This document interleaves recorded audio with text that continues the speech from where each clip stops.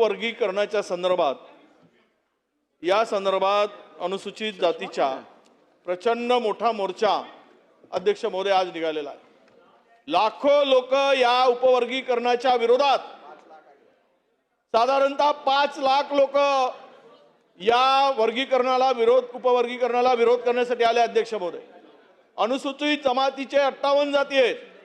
बाबासाहेब परमपूज्य डॉक्टर बाबासाहेब आंबेडकरांनी संविधानामध्ये उपेक्षित, शोषित, दलित, पीडित माणसाला 100% आरक्षण देण्याची तरतूद केली अध्यक्ष महोदय, त्यांच्या लोकसंख्येप्रमाणे। आणि यामध्ये कधी त्या समाजात मोडणाऱ्या, त्या कॅटेगरीमध्ये मोडणाऱ्या 58 जातीचा समावेश त्यामध्ये आहे। आता यामध्ये 2 भाग पाडून यामध्ये कुठल्याही बदर समिती जी नेमली अध्यक्ष महोदय, बदर समितीचा अहवाल अद्यापही आलेला नाही, तरी पण सरकार हे उपवर्गीकरणाचं बिल आणून या 2 समाजामध्ये, या दलित समाजामध्ये दुही निर्माण करण्याचं काम करते का, हा खरा प्रश्न निर्माण होतो अध्यक्ष महोदय। म्हणून या विरुद्ध 5 लाख लोक आज रस्त्यावर उतरले आहेत, आंदोलन करतायत। म्हणून माझी सरकारला, माननीय मुख्यमंत्री महोदयांना विनंती आहे, एक तर बदर समितीचा अहवाल पटलावर अजून आलेला नाही, त्या अहवाल आल्यानंतर यावर जर चर्चा होऊन आपल्याला पुढचं काही करता आलं तर निश्चित आपण त्या संदर्भात चर्चा घडवून करावं।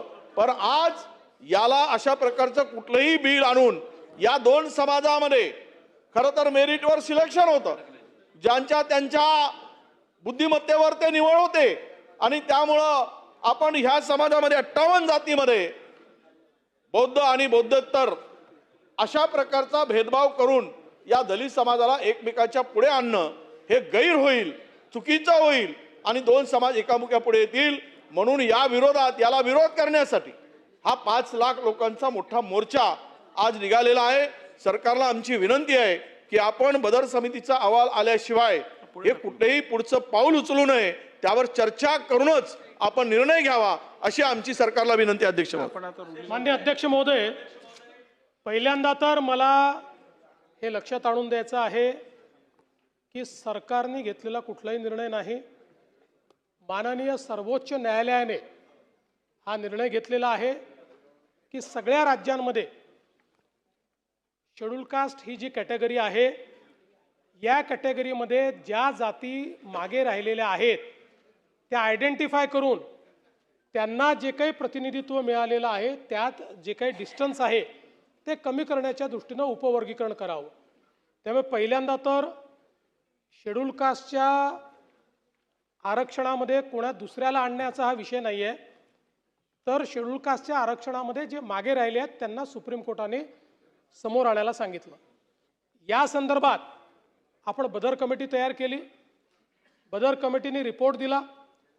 तो रिपोर्ट ज्यावेळी आमच्या मंत्रिमंडळ बैठकीत आला त्यावेळी मंत्रिमंडळ बैठकीत ही चर्चा झाली की याच्यावर मोठ्या प्रमाणात सजेशन, ऑब्जेक्शन मागवले पाहिजे, कारण हा विषय व्यापक लोकांच्या संबंधातला विषय आहे।